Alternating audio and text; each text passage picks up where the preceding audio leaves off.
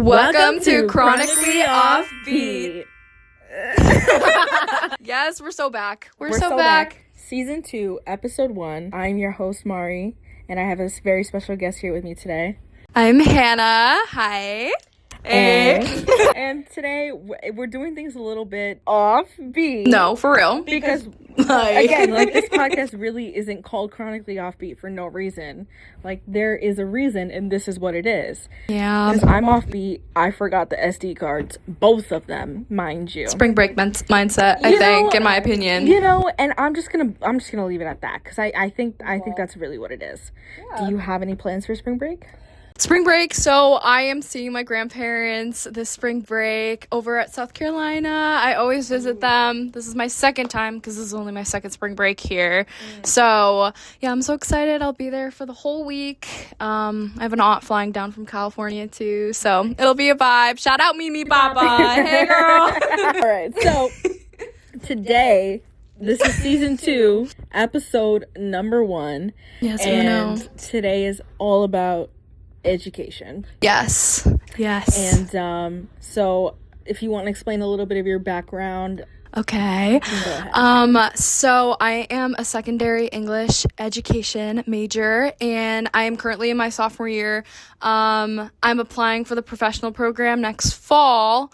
And to kind of prepare myself ahead of time, I am a part of the Next Gen Educators program, which placed me in a certain district, and I get to help the teachers.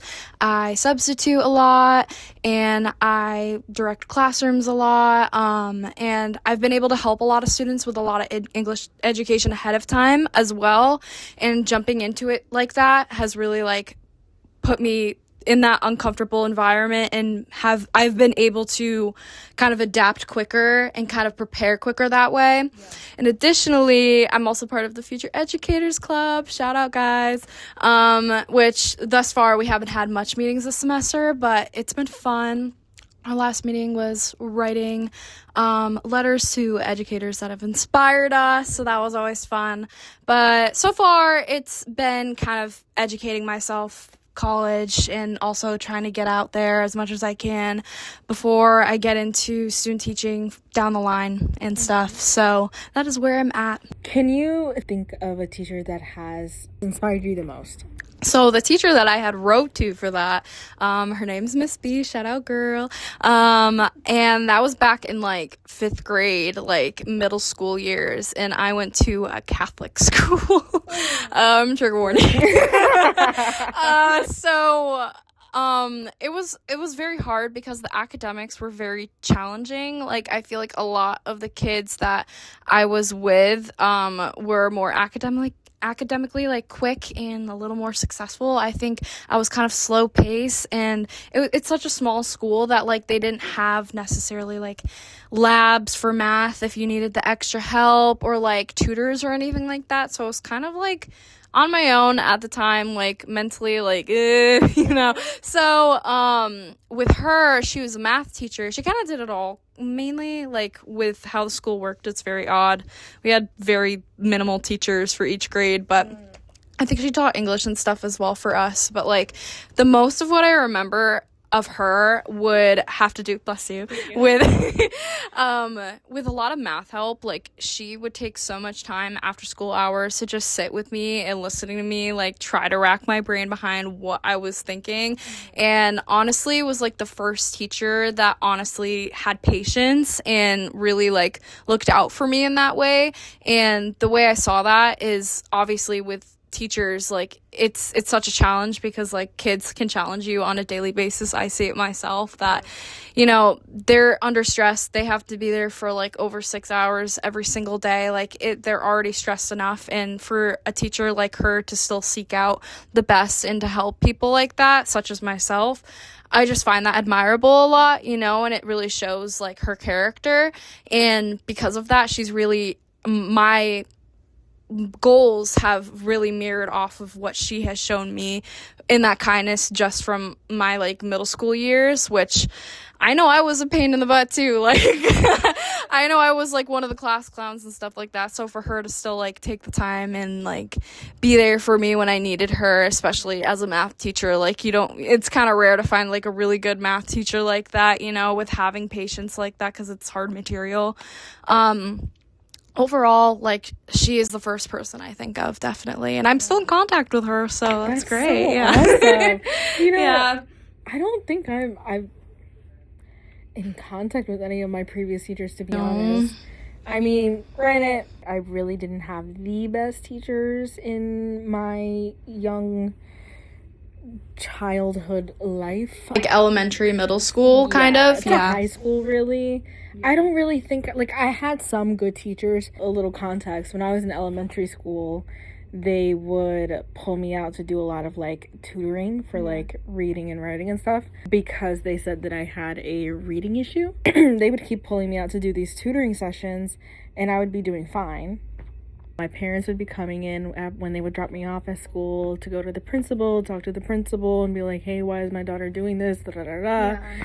Like, they're not understanding why I need to have tutoring done. Like, they're not understanding anything.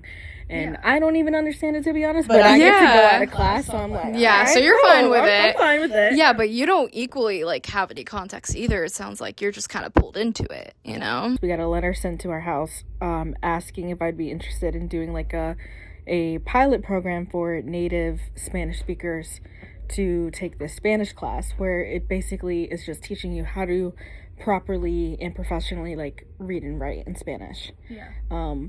At the time it sounded like a good idea, so I went for it.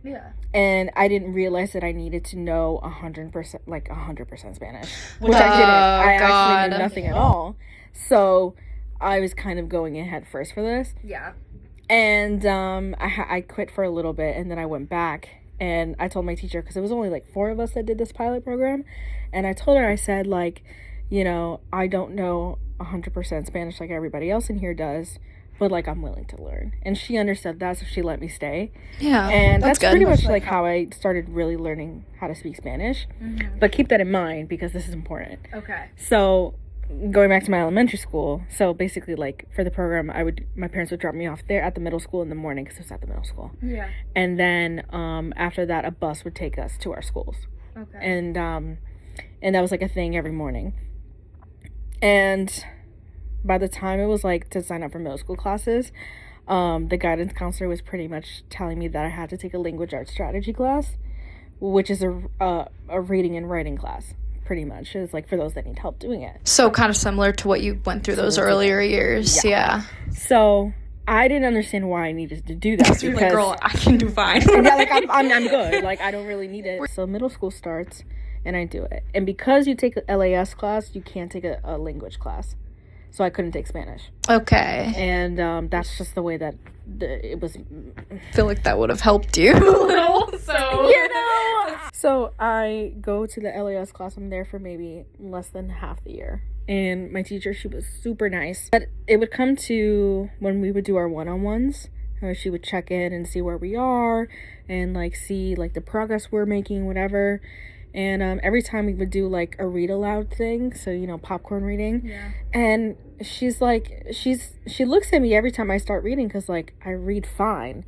And she's like, I really just don't understand why you're in this class. I'm like, girl, neither do I. I truly don't know either. And eventually when we did the one-on-one, she asked me, she was like, was Spanish your first language? I'm like, nope. No, English was, babes. Like, English was my first language. Spanish, I didn't start learning Spanish until 6th grade. So like, why would I be in an LAS class? Because the LAS class was mostly of kids that needed help reading and writing, or English wasn't their first language. So I didn't know. And she was like, yeah, like, you're doing excellent in this class. Like, I just don't understand why you're here. And she was like, you know what? I'm going to call your guidance counselor. We're going to switch you out of here. I'm like, period, girl. Yes. Finally somebody advocating for me. Like, somebody advocating for me on the teacher side. Like, it was crazy. So I was just like, okay, it gets worse. So, oh my God. When they switched me out, they made the mistake of putting me in a native Spanish speaking class. because of the fact that I did the pilot program when I was in elementary school. Okay. Because the pilot program was just to see if the curriculum would work. So they ended up, the year that we went into middle school, they ended up like making it established. So it's an actual class now. Yeah. So they put me in the native speaker class, and I did not do good. I passed, but I don't know how I did. Like, it was insane. Flying colors. Flying colors. No, for real. And granted, I had help from my parents, so that was like pretty much helpful, but there was no reason that I should have been in a native speaker class. In fact, I didn't even request that class. I requested to be in a lower level. And they just didn't listen to you? Nope. But it gets worse. Oh, great. And mind you, that Spanish teacher that I had, he was actually pretty rough. Like, I honestly am still traumatized. Like, it's bad. Like, I cut my hair really short, like Bob? Babes, my hair was like up here. Like, it was Oh, really I had a bob too, girl. Believe me. And, it's not good. I get middle it. school bob. If you know, you know. Oh, yeah. Oh, if you know, you know. If you're watching me, girl. If you know, you know. Ooh, she was looking like Will Byers. Oh, girl. I'll show you the photo later. You have powers. I don't know. Anywho. But yeah, so I cut my hair really short, and he basically called me Dora in front of the whole class. Listen, girl, I've gotten that too. But, like, that's even worse, though, because, like, I feel like there's some, like, racism, like, underneath that as well. So it's like, what are we talking about? Just a rough teacher to have. Like, he would yap a lot. So if you went on a day and he was just talking about stories, like, you're fine. You're not doing anything in that class. But there would be days where he's, like, so hard on you, and it's, like, the most stressful class ever. At the end of 7th grade, I go to my guidance counselor. I said, don't put me in a native speaker class. Like, please, like, don't. And I don't know if this is how, like, it ran for you, but at my middle school, you had to rank it. So you had, like, 3 slots, and you had to rank what classes you want, like, by most to least. Yeah, I think so. I would always put native class at the bottom.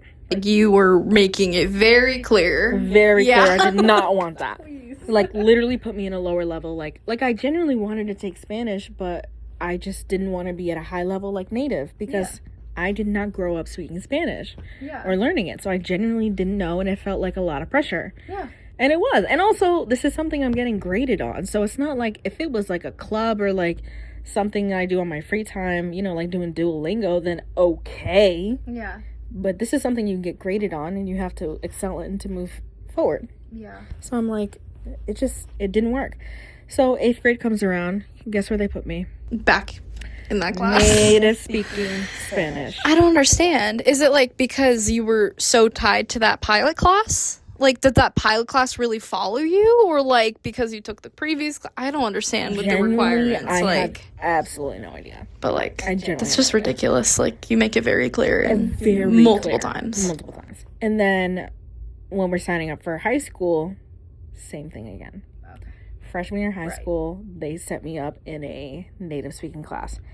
At this point, I have established relationships in those classes, so I was a little bit better. Are you following along with the same students mostly, or? For the most part, yeah. Yeah.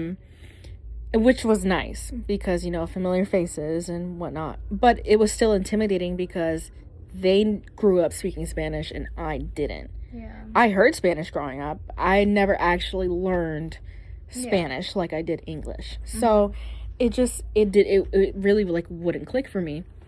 And they put me in that class, and the teacher I had my freshman year of high school, she was rough too, I'm not gonna lie. There were times when I couldn't get in. She would get overly stressed out for no reason, and I had a hard time speaking up. And throughout the whole time, every time they kept putting me in a native speaker class, like, I genuinely had a hard time speaking up because I couldn't. I felt like it was very intimidating. I felt like everybody else was, like, laughing at me because I didn't know anything. And you're trapped, too. Like, they wouldn't take you out of it, even though you were showing struggle, even with the grades. I'm sure, like you said, you barely passed that one year. Mm-hmm. So, like, I don't know if that differed 3 years on, but, like, it's clear. You would think, after telling your guidance counselor, oh, hey, don't put me in this class, like, literally ever, that they would listen. And they literally didn't even try to get me into another class. So I don't understand that. Yeah, and I was just like, come on. So then, granted, like, not to shit on the native classes, because I did have fun, and we would do, like, cookouts, so everybody brought food, like, things like that. We would have parties, movie nights, like, it was cool. But again, going back to the fact that I was getting graded is what really set me back, because that's a lot of pressure on somebody, especially if you don't know a topic and you just throw them into the most highest level class that there is for that topic. It's intimidating. No, yeah, I agree. So then 9th grade, I go to my guidance counselor when we're signing up for sophomore year classes, and I said, I literally looked at her, I said, I think what it was is I said, don't put me on there. And she's like, oh, like, we have to rank it, da, da, da. And I said, no, don't even put it down. Like, no, don't even put it down. Because, like, I just know exactly what's going to happen, and I'm not going to do it again. Yeah, rightfully so. So then I told her, I said, put me down for Italian instead. Because I'm like, Italian, Spanish, it would be easier because I know, at this point, I know a little bit of Spanish.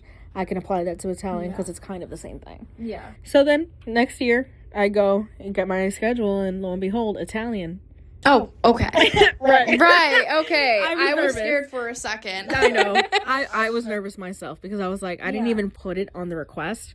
So, like, if it was up there, I really would have raised hell at that point. But no, I actually got into beginner Italian and started that, and ever since then, that was, a great time. Yeah, the teacher was easier, a lot more helpful, a lot more, one-on-one. I didn't feel like I was being judged. And I also had my friend in that class too, which was nice. Yeah, thank you. Thank God. Thank God. I had my friend in there, and like it was just a lot nicer of a time for me. And again, like, my teacher was a lot more understanding and a lot more like, okay, like, let's try this or whatever, like, versus taking those native Spanish class. Like, it was just really rough most of the time because either the teacher was really rough on you, the guidance counselors would keep putting you in the native classes even though you weren't native at all. And it was literally just a lot. And the projects too, like, I just didn't feel like I belonged in those spaces. You know what I mean? And I feel like the second a student feels that way is when you really, from a professional standpoint, you really have to look at it and be like, okay, something's going to change here. Yeah. Because I would have loved the native classes if it wasn't for me feeling judged by other people that were also there. So what was the students do sometimes as well? Sometimes. Very, very, very minimum. But like the girls in the classes were, for the most part, like, pretty fine from what I remember. But like the teachers and then like some of the guys, I kind of felt like were judging. And I was just like, like, and they knew too. It was never like they didn't know that I didn't know, like, how to speak fluent Spanish. I made it aware so that they knew. So it's like, which is the worst part, Yeah, the fact that they knew that and still felt the need to push me, like, that was just a lot. And I didn't like that. I think with the lack of diversity, you said off the bat that your school had, like, whatever district it was that you were at. I think already underlying there's some form of, like, not understanding and, like, kind of putting you in that place, obviously, because, like, at that point, like, they just assumed, I would say, like, they just assumed that you were, like, fluently Spanish speaking, and then off the bat put you in there. And, like, the reading and writing thing is, like, so random as well, in my opinion. I think when it comes to even being in an environment where it's, like, an all-white school like that, I'm learning about a lot of multiculturalism lately, whether that be diversity, gender, whatever it may be. I know I went through it more, like, psychologically a little bit. But on your behalf, like, the fact that there were so, like, few of you, and despite the fact that you vocalize, like, you are not meant in this place, and they still kind of put you in that place, it's just, like, it doesn't make much sense. And, like, I don't know, like, with the whole, like, teacher being hard on you thing, and the fact that you were pretty, like, prevalent, like, I don't know this material, and the teacher is seeing that, and instead of reaching out for you for help, decides to be, like, more challenging and pushing towards you, is exactly the opposite of what I don't want to be. Because me, like, being kind of, like, going into teaching the English itself, like, it's like, I just, like, I understand, like, even with English, especially with, like, multi like, lingual people, like, it is a very difficult subject, and I could obviously see that, too, within, like, my education, where, like, it got frustrating, but, like, instead of taking it out on the student, I think it should be the total opposite, and things like what I mirrored with that teacher earlier should be happening more often. And of course, that teacher can only balance so much, so it's like you can't take every single struggling kid out, which is why there is programs such as, like, extra help and tutoring. Regardless, though, I feel like the underlying issue is that you weren't heard, and within counseling and stuff like that, I'm not too well versed, but in, like, what I've seen so far in, like, a teaching aspect, it's like, instead of, like, neglecting it, you should, like, nurture and, like, help them more. You know what I mean? And I hear so many stories about negative counts of teachers, and I've seen the teacher side of things, too. Like, there is so many students that will test, like, oh my gosh, so many students that will test a teacher's patience and do it on purpose, and I know that because I've seen it, and I've been through it a little bit, and despite the fact that it's overwhelming being in a school environment for that long, it's like I don't know, like, that's definitely not reasonable, but, like, a teacher, I feel like when, like, it could get a little clouded, I think, like, because often maybe it could be a case where, like, they think that maybe you're not putting in the effort or something like that, which is not the case whatsoever. And I don't know, like, I just think it's frustrating to hear something like that, and, like, that neglect, you know what I mean? Much could have been done better, really, you know? Yeah, and, you know, unfortunately, too, like, not only was I struggling in that department, I was also struggling with math, too, growing up. That I actually did have an issue with.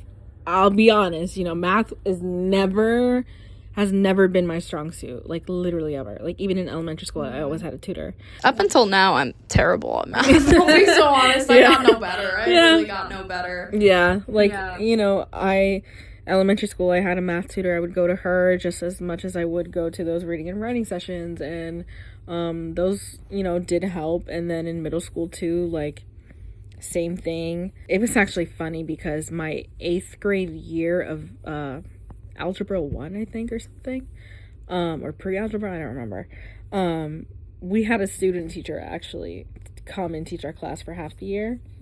Rough. Not good. Not a good student teacher. Let me tell you something about this guy. I don't remember his name. I couldn't tell you, but he came in. We didn't know we were having a student teacher come in and teach our class for half a year. We no warning. He was just gonna be here for like a month or two. But it was like dragging on half the year. And the teacher that we had in 8th grade was actually really helpful. Like, I enjoyed her class. It was unfortunate because our grades, the entire class, not just me, the entire class was slipping through the cracks because of the student teacher. And keeping in mind that although he's a student teacher, our grades still mattered. Yeah. So if he wasn't doing his job and everybody was pretty much failing, that's what our grade would have been, point blank, period. And our teacher, that's not right. Our actual teacher who was monitoring the classes couldn't do anything, couldn't step in, like, nothing. She had to let him do it on his own. And that was the rough part. And even for her, you can tell in her face it was the rough part, because he would come in and you can tell he didn't know what he was doing. I think he had good intentions, but he did not know what he was doing. Like, he didn't know how to teach. He didn't know how to handle a classroom full of kids, middle schoolers at that. I mean, and that's understandable. But even the things that he was teaching us, it didn't make any sense. Like, we were 8th grade learning pre-algebra or algebra 1 or whatever. You want to know what he was teaching us? Like, high school, college level scientific notations. No. Like, college level math is what he was teaching us. This is why when I talk about the experience I'm in with the program, I think it should be advertised, like, more something like this, where, like, before jumping into the huge thing of student teaching, like, having more of those hours out and about, like, because, like, what I've learned a lot is, like, it is, like, mostly behavioral you have to learn first, and how to learn a classroom quickly before you learn like the material. Of course, the material is like a very important part, as you stated, because obviously he was very far ahead. But I think it's an interesting topic, because like with teachers, and I don't know if it's different for like different like states or whatever, like with the like background you need, but like for me, I was so nervous because like only having student teaching under your belt, like I really didn't know like what to do with that. I was like, am I going to be prepared when the time comes? Am I going to start fumbling and like learn, like teach the wrong thing and prepare the wrong way? You know what I mean? And maybe that could have been a thing on his part that he did wrong. But regardless, I think I think it should be like split in two halves, where it's like behavioral and then like the material, like within like field experience, you know what I mean? And the material obviously would be the student teaching part, because that is like a whole semester, at least for here.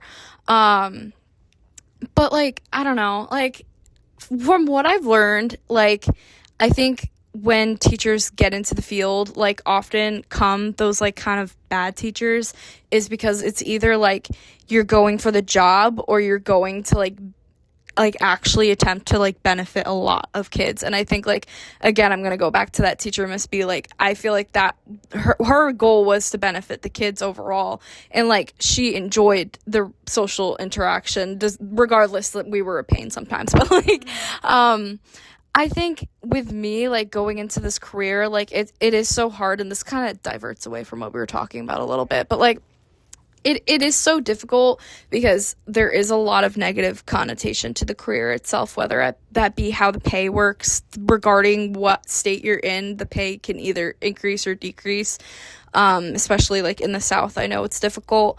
Connecticut is very lucky with that, but like regardless, with teachers I've observed and what I know so far from this program, like you really just like have to prepare yourself. And I remember I talked to one of the heads, like at the head of the secondary English department, about this. Like you need to be prepared to not only like be a babysitter, like not only like just teach the material, but also like almost be a babysitter and like be able to regulate like people's behaviors and also be able to connect with the students. Like that is such an important thing. And despite students maybe being a little rowdy and maybe, you know, like being a little difficult, like they want connection too, because in reality they're also in this building with you and like throughout the entire year until they progress on to the next, you know. And I feel like what lacks a lot in a lot of experiences that like you, from what you've explained and stuff like that, is there's none of that kind of personality to it. It's more like maintaining just professionalism and just the material, and you have to do this and you have to do that right. Like it has to stay to that. And I feel like it's like lost the fun a little bit, you know what I mean? Like, but like, I don't know. It's hard to say because like me only substituting, that's nearly not enough to adding on the grading and stuff onto that and the stress. And I've seen teachers in their environment of their frustration of grading and stuff like that as well. And I like could only comprehend. I can only like imagine what that's like for them. That's why like overall I feel like it's so good off the bat to try to adapt yourself into that environment like as early as possible, to understand that it's a heavy job. Yeah. And like obviously there's been talks about it being underpaid and stuff as well, but it is a heavy job because there is a lot of that that management, that material, making sure that students that are struggling are getting the help they need and all of that. Like there is a lot piled on to the teacher, but I think there is a way to go about it where you're not just pressing the student and instead of getting them the extra help they need. And if you could stay after school and support them, you know what I mean? Because like at the end of the day, and what I get frustrated in most is when teachers, even in college, will take their personal lives and project that onto students. I think that's the worst case scenario to do.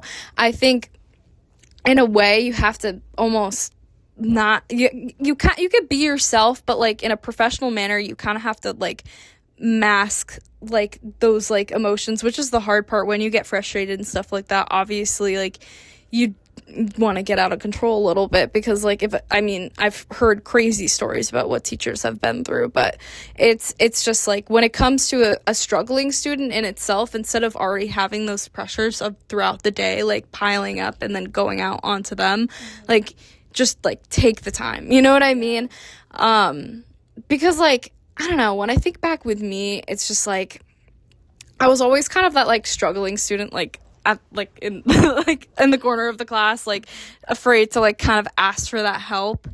And I think that's just very difficult too, when like when it's shown in the grades but like nothing's really done about it, you know what I mean? And I think like that ties a lot into like the psychological aspects of things too, like with mental health and stuff like that. Like there wasn't tutoring at this private school I was at or anything like that. Like I felt like everyone was on the same length of pace and I was kind of behind with everybody else. And I remember kind of going into like going back into like the multicultural like aspect of things with like gender diversity and like even like personality diversity. Like it was so interesting when I transitioned into public schooling, like my 8th grade year, right before the pandemic hit too.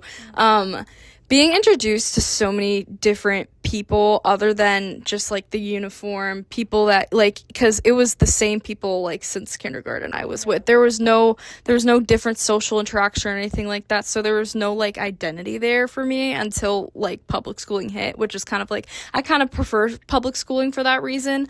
But depending on the district, obviously it could vary, because like as for you, like obviously like you weren't heard in your scenario.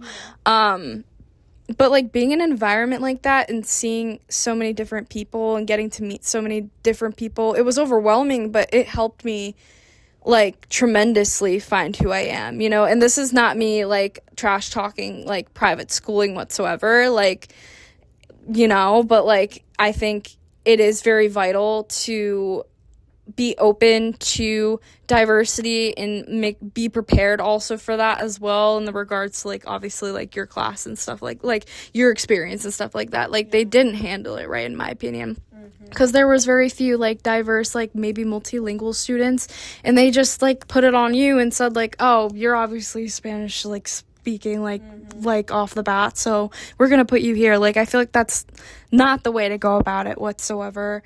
And that's where you have to be really careful with districts too, because some of them don't prepare for things like that. Because I know for the district I work at, like they, from what I see, like treat multilingual students like very, very well, and even students that might just need a little bit of help, you know. There are so many different like teachers that support students for that, and like make sure they're provided papers that are fully in Spanish or fully in French, whatever language they may be. And I think that's just like so important, you know what I mean? And even in the regards to like pace of learning, like I feel like that's so important too, to always have that tutoring access there. And I think when zoning in on grades more, instead of having like a parent teacher conference, like, yeah, your child could do a little better, instead like the counselors maybe trying to like seek the tutoring as well and stuff like that a little more. But the issue about that is, depending on the area you're at or district you're at, how big the school is, the limited access there is to resources depending on the economic status. And that's something I've learned a lot too. Like, for example, that Catholic school, like, it was like a private institution. Like, I mean, our tuition was kind of pricey, but like, it was a small school. There's a lot of lack of material there. And even when I transitioned into high school, like, I mean, I knew that there was like a multi-bilingual like existing like class there for people who need it, that are like from like either like international or like born into a different language in the United States, wherever it may be. But like what my point is like a lot of districts kind of have that controversy of like when it comes to where they're putting their prices, like where it should go towards. Like I was at a Board of Ed meeting a while ago, and like they were really apprehensive at first of just adding another social worker into their elementary school just because they thought it was too much for the budget. Yeah, in reality, it's like I think the social workers are a great importance. Like I wish going back into like those like elementary, middle school years, all in like the private institution that I was able to have someone, you know, like even at the school ready, regardless, again, with budgeting and stuff like that, or whatever the intricacies are, it differs. But like, I don't know, like, it's just like so essential to have that support there. And I feel like it's slowly adapting into being more normal, hopefully, for a lot of districts. But like, I don't know, I just think it's always so essential, because you can't, with leveling different classes and skill levels and stuff like that, it does become so complicated, because everyone is at a different pace. And that's what makes multiculturalism as well, because like everyone is at a different level, and I think districts need to be ready to tackle that. And when it comes to teachers, not putting the pressure necessarily on them to be responsible of that, because like you can only teach so many different levels at once. Like with the teacher that you had back then, like in no means should she have handled it the way that she should, but it was probably a little frustrating on her part, like seeing that you were placed here and she's like, I don't understand. Yeah. Regardless, she should have reached out, like, in that scenario. But, like, that's a great example of, like, the placement is so important. And, like, again, I wish I had more placement going back into private school, because I feel like it was all C's and D's for me. Like, up until 8th grade, I started seeing, oh, I can actually do well academically because I'm on the right level with everybody else. And it doesn't, because it almost like makes you feel kind of bad about yourself too at first, you know. I was just gonna say that too, because it makes you feel like, because I get exactly what you're saying right now, because I was the same way too. Like it makes you feel like you're the one that's doing wrong. You can't understand anything. Like it makes you feel like so genuinely shitty. Yeah. But then once you've actually found your zone, your place where you can your area where you actually thrive in, that's when you're like, oh, it's not me. I just needed to learn differently, or I just needed to be on this level, or whatever, or you just needed to teach me this way, or like whatever it may be, you know? Yeah, psychology is so embedded into education, and the American education system as a whole is definitely like interesting with the whole testing and all of the different, like, it varies so often how you're getting your education in different districts. That's why I make it so wide when I don't put a specific pinpoint on anywhere. Like, it's every district is different in the way of going about executing information to students. Like, they might in undertone like way like want students like assume students are succeeding more than they're showing in their grades. Like, they're trying to push them to higher levels that they're not capable of, and then you kind of become the underdog that I kind of was within old-fashioned teaching or whatever it may be. And like, now it gets more challenging transitioning into kind of the digital age side of things, where like a lot of elementary school kids in like very funded districts will just be like handed an iPad and be taught that way, you know what I mean? And like there then comes the conversation of lack of substance happening and a lack of social interaction happening, you know what I mean? And like having that physical media is just so vital. And like, this is now a different conversation, but like I'm like fascinated by this, because like going into like the training how to type and everything like that, and like I'm thinking about like handwritten essays right now, like those were terrible, like those were not fun, but like when you think about it, like they really force you to have those like that constructive criticism and to like go through that trial and error. And though it hurts your hand like hell, like I feel like things like as simple as that, like in practicing things like that, even like cursive and stuff like that, that's out the door now for many districts as far as I know.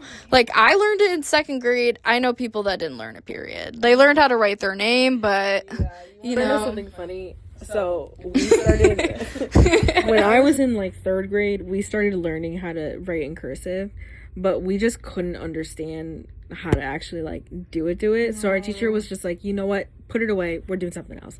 And then we just never went back to cursive writing ever again. Like, that was the first and last time we've ever done it. Cursive definitely has to be paid attention to again, because like no one knows how to make a signature. And like, I'm like, okay, 3rd grade maybe not be the best grade to teach us, but like you can't just but I feel like the impatientness of it too is where I had an issue with, because I'm like, you know, writing in cursive is genuinely like a good life skill to have for when you're an adult. And like, do I kind of wish we actually learned how to do like actual cursive writing? Yes. Yeah. Yes. And that's why you don't think about, like, when you look back at, like, schooling, you're like, wait, like, maybe, like, this should have been practiced a little more. You know what I mean? And, like, that's where the digital age starts getting scary a little bit, because then those shortcuts start happening, you know? Like, let's just, like, watch a video instead of doing story time or something like that. And that goes in elementary, and I don't know elementary that well, but, like, I don't know, the reason why I chose, like, secondary itself is because, like, I really, like, not only can, like, have those conversations with students more, but kind of, like, I'm able to challenge them into, like, that pen and paper substance more, because going back into those fine motor skills, it's really, like, it really does help rack your mind, and I don't know the intricacies of that, but, like, genuinely, like, I think having the cursive writing skills might seem insignificant to you now, but like going into professionalism, like you don't see it until you have to go through it.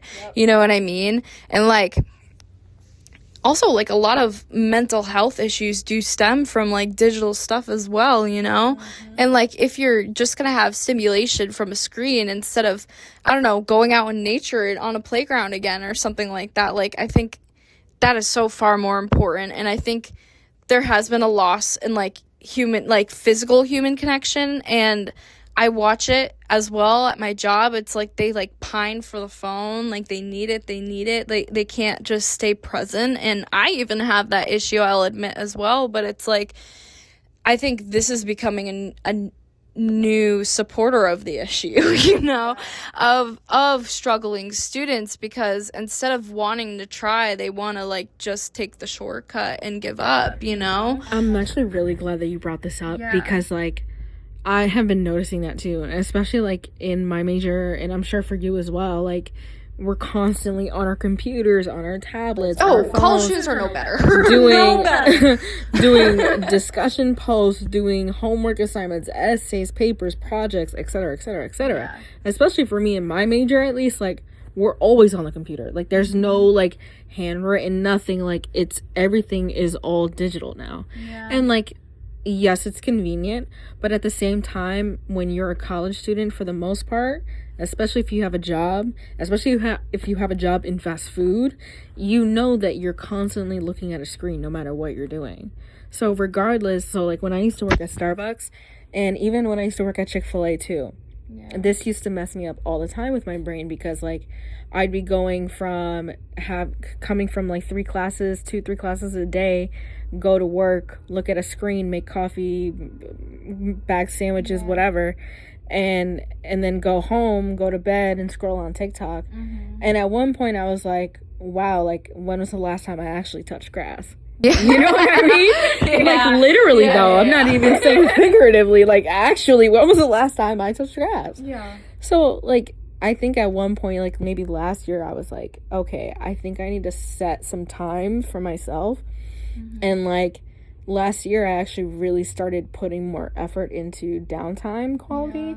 And I was like, all right, you know, you're constantly, I'm saying to myself, like you're constantly looking at a screen all day, and your neck is hurting, your eyes are hurting, and like right now my eyes are super dry. Because I've been looking at a screen for like hours. It's inescapable. It's inescapable. And so I was like, all right, you know what? Once we go home, we turn off this phone, put on some rain sounds, whatever, go to sleep, wake up, don't even check your phone, just start getting ready.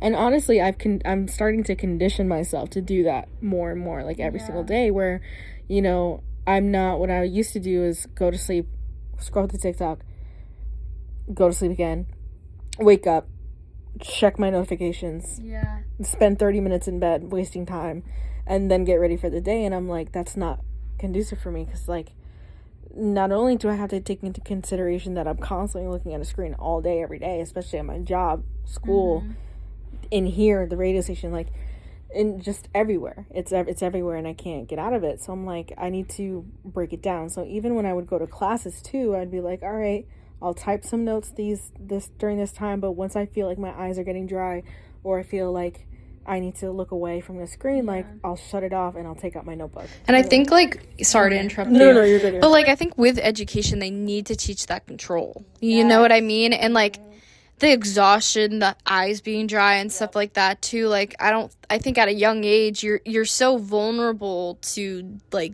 digital, like, phones and, like, everything like that because, like, you are at such an early on like age, being still in a developmental period where like you're still adapting to your environment, you're still going through puberty and stuff like that as well, you know what I mean? And like, as great as it is to have the phone, you know, like there is substance besides that. And though it's kind of old school for me, at least, I think to take time away from that for a few hours, like throughout a school day, like is so great. And I feel like in reality, like we'll have kids hopefully like step back and be like, wait, like I can be fine without like a phone, you know, like I could like keep that in my house and like go outside and like play basketball at a park or do whatever is needed.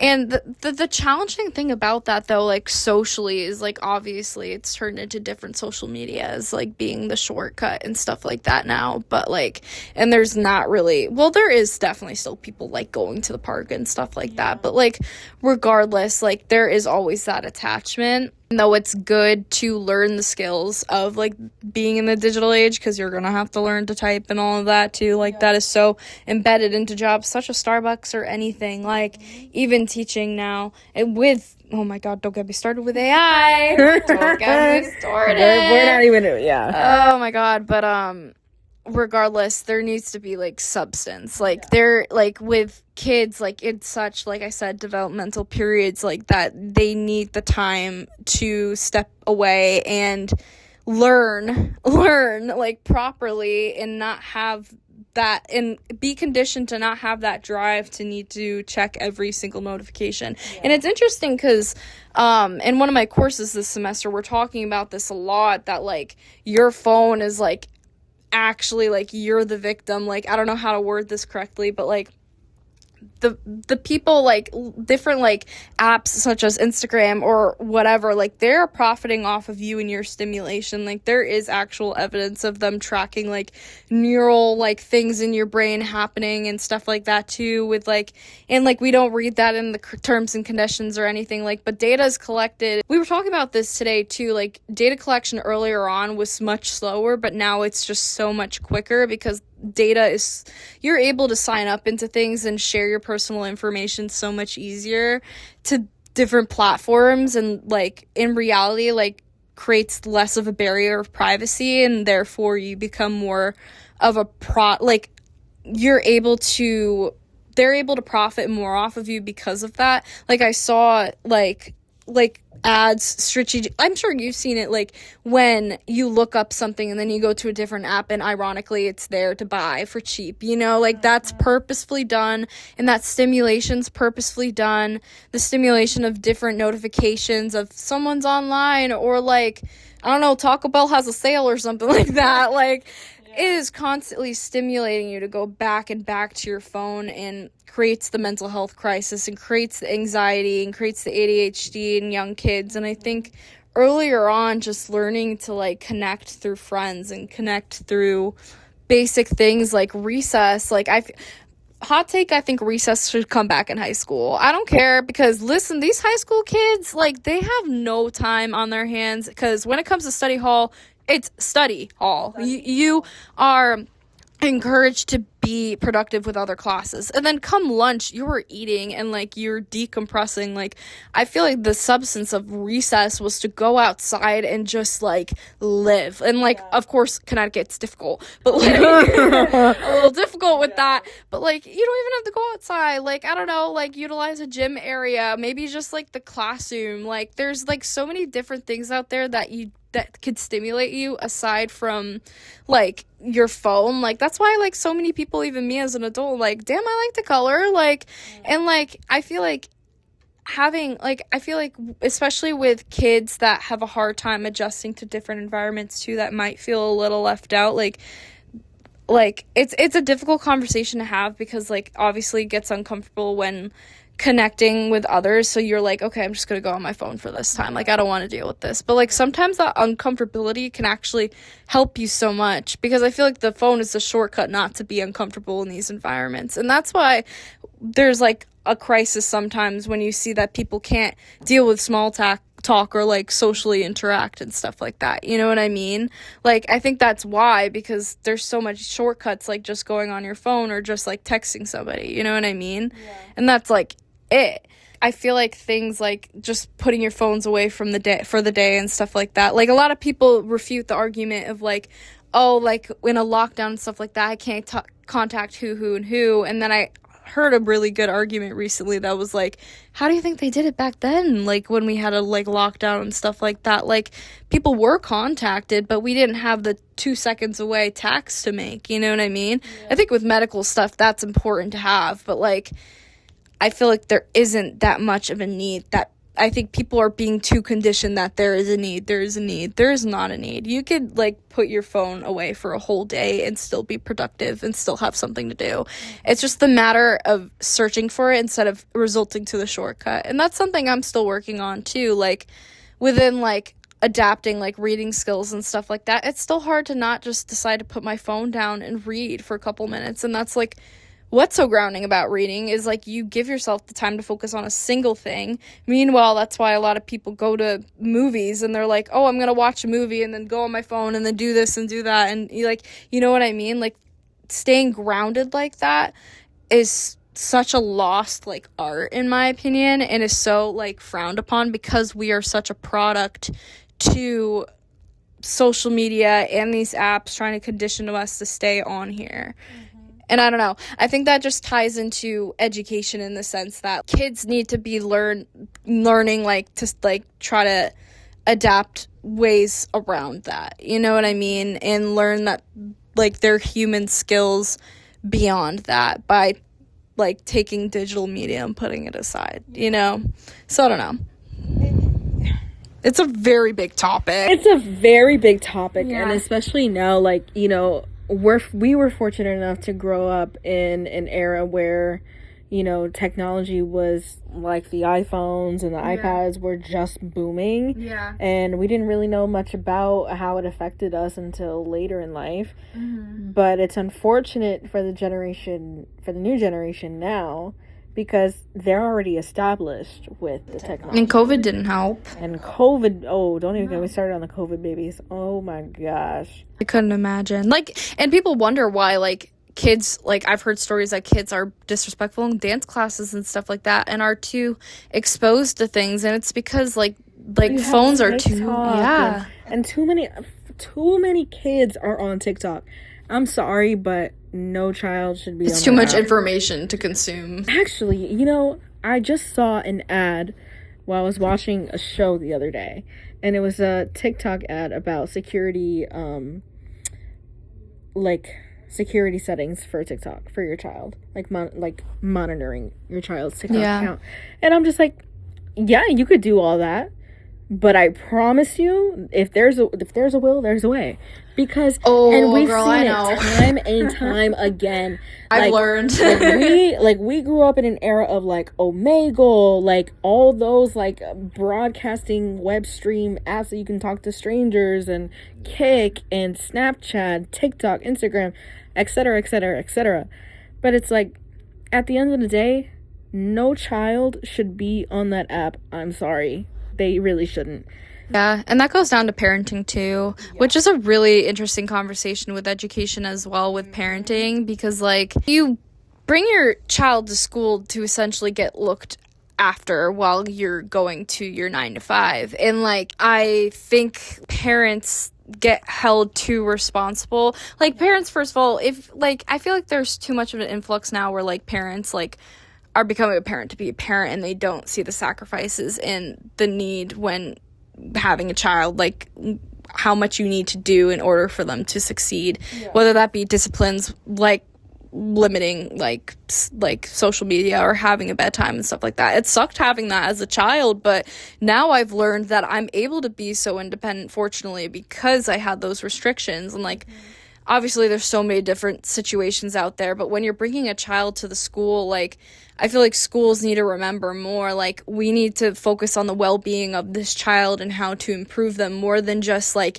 getting their education and leaving. Yeah. You know what I mean? That's why I was saying earlier, like, with teachers, like, why it's so important to have more need to then just, like, teach material for, like, 6 hours a day, or probably more than that, and then, like, go home. Like, you need to seek to want to help others, and that is exhausting. It is the same thing. I think it, like, relates a lot to, like, how therapists, like, have that personal struggle, and I don't know how they are able to navigate this, where, like, they have to put a lot of energy, their own energy, into their job, and then, like, have that heavy hitting stuff happen, like being spoken to them about, and then going home and, like, navigating their own personal life. I think it's similar with teachers as well, where, like, you really need to, like, step away and, like, really connect with your students, you know what I mean? And instead of just giving them material and like talking at them, like, hear what is going on with them. Yeah. You know what I mean? Like, I have had students where, like, I was assigned to hand out prompts to them and stuff like that, and then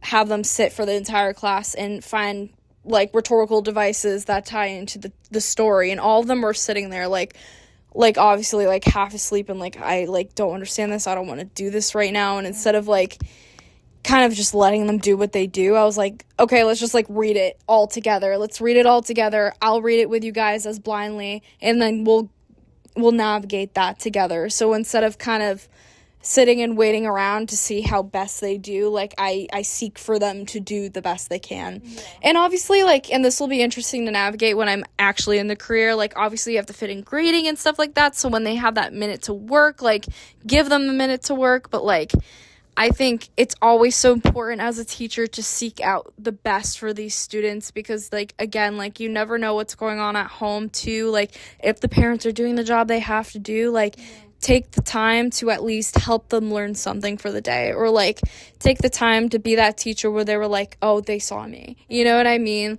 Like, and I think that's why the career can be so frowned upon too, because there is a lot that you need to do. That's why I have such a passion in it, though. Like, I just want to seek the best for others in all reality. And, like, I mean, the pay says itself. Like, you're not making $100K a year like a lot of other careers out there, but you are sustainably, like, building a child's future, despite even if English might have no relevancy later on. You know what I mean?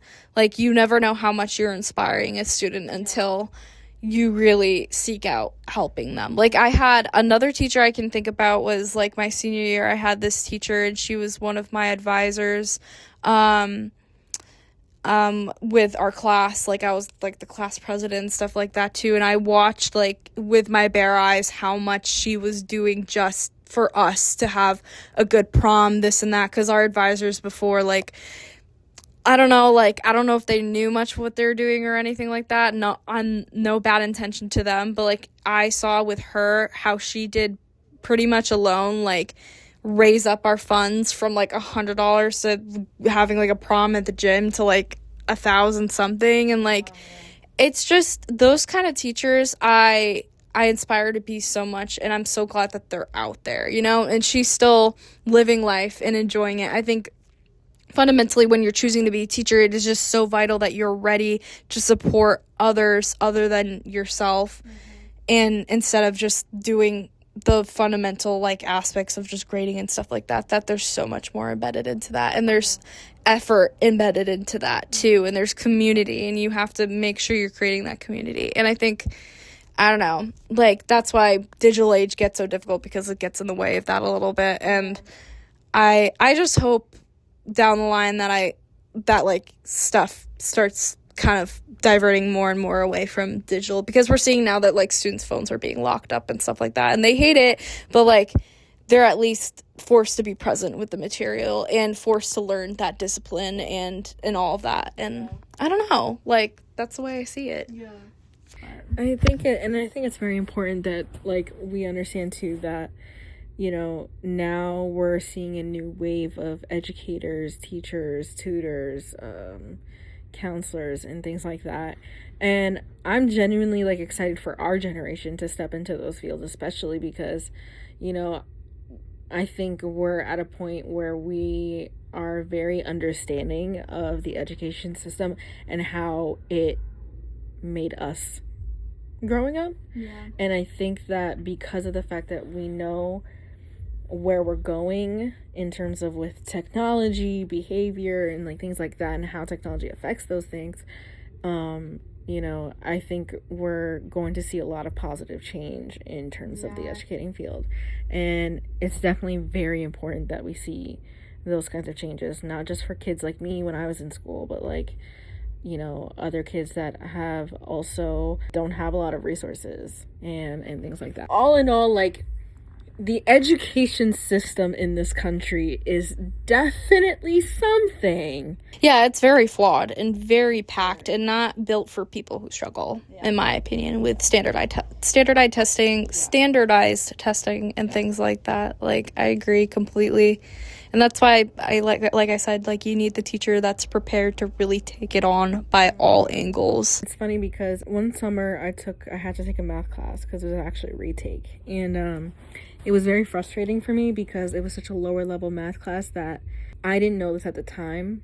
But I was like, man, there must be something really wrong with me if I can't get this. Well, the college one? Yeah. Oh, well, I went through it too. I get it. Yeah. I didn't know that at the time, but until I started talking to people, other students on campus, where it was like everybody went through the same thing. Like, everybody had to retake that class. Like, and it was like, well, why is that though? Why are we being frowned upon, guys? Why? Like, everyone has a different learning level. Like, and not only that, but like, if this is a known pattern that multiple, like over 80% of the population here had to have retaken that class, it's like, okay, so why aren't we like figuring out what's wrong with the curriculum? Like, what is it about this class that people are not passing? yeah. And it was very frustrating. So one summer I had to retake the class, and it was a very small class, you know, it was the summertime.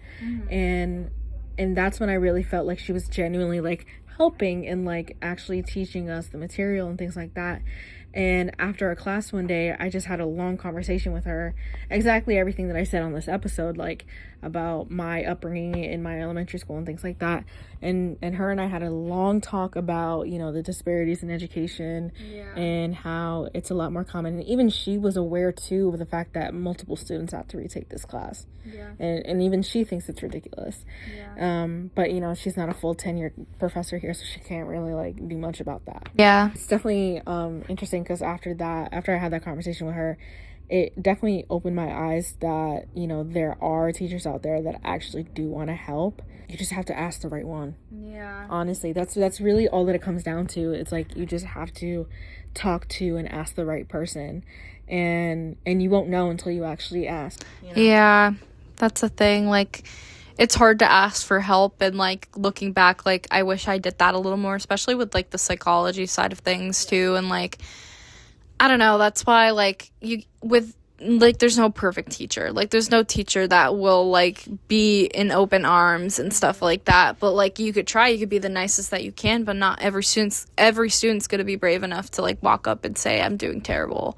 Like, and that's one thing I think that's so vital when getting into education too. Like, it is okay to struggle. Like, I will struggle with you. I will go back to your level and work with you from there. You know what I mean? Because I see a lot of people struggle with English in itself, and especially like the attention span issue with reading and stuff like that too. Like, not a lot of people like to read because it's not stimulating enough anymore. And I go through that too a lot. And like, that's why the subject can be so difficult to so many people, despite it not having that like STEM, like science and maths, because I know a lot of people struggle with that too. But like, I think instead of creating an environment where like people are like obviously frustrated and like I can't do it, instead being like, okay, let's keep finding ways, you know, let's keep seeking and finding ways to like help you from the bottom up, you know what I mean? And hopefully like that could help some people kind of be brave. And I think more like one-on-one things need to start happening again with teachers too. Instead of like a conference with like the parent, it should be the student. Like, hey, where are you at?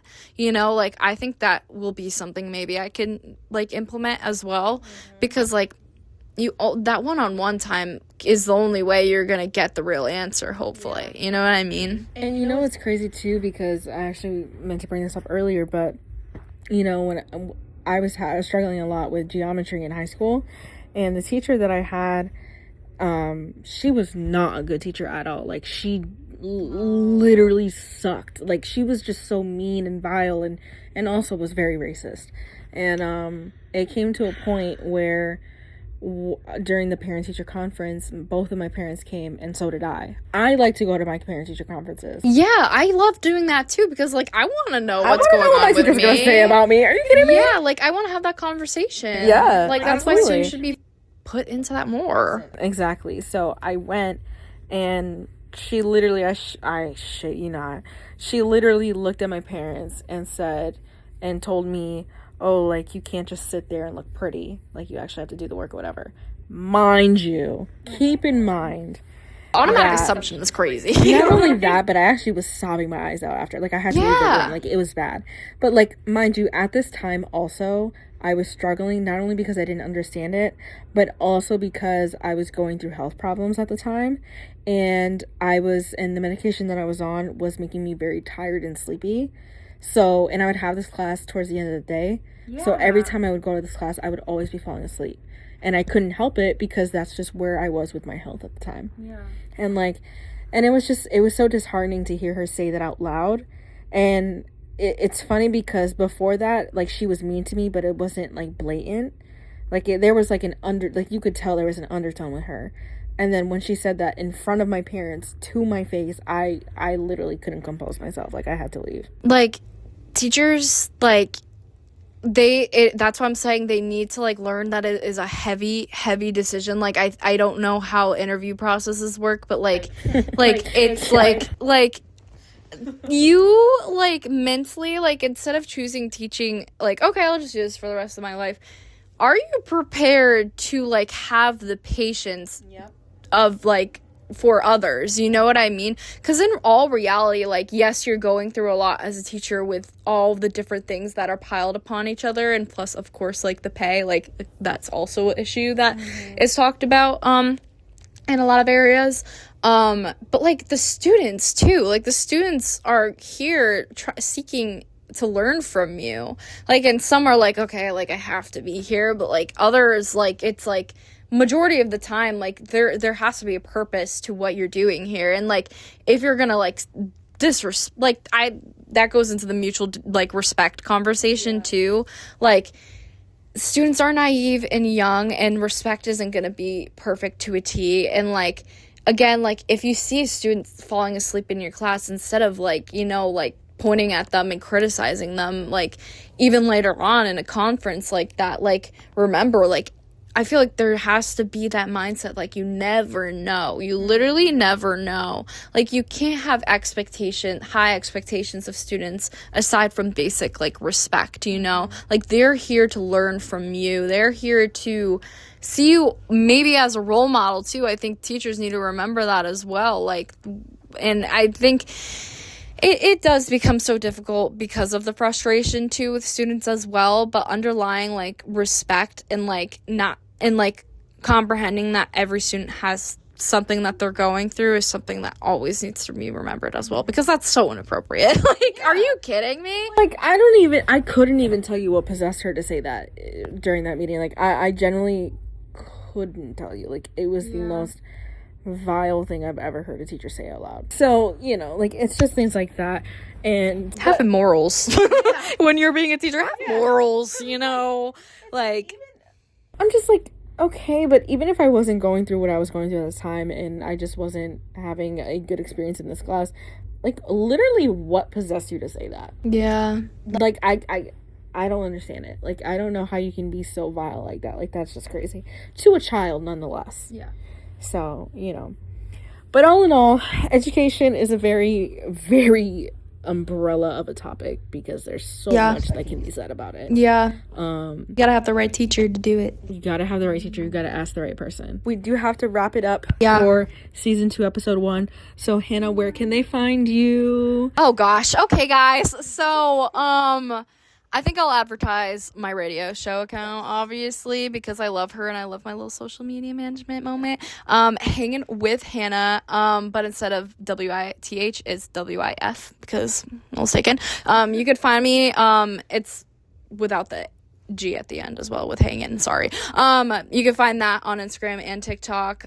Keep track of the shows. I love theming my shows. My last show is about my Mimi, actually, that I'm visiting, my grandparents. So you can find stuff out there. I have fun things planned for the future. But thank you so much for having me here. Thank you for coming. I hope some people can learn, hopefully, from what we talked about, and kind of have more of a broad perspective of the negative connotations of education, but also that there could be hope, maybe, hopefully, with teachers maybe hopefully getting more equipped. Like I hope I will be that, for example. You know? Absolutely. But thank you so much for coming onto this pod. Thank you. You guys can find me on Instagram, TikTok at mari.elizz,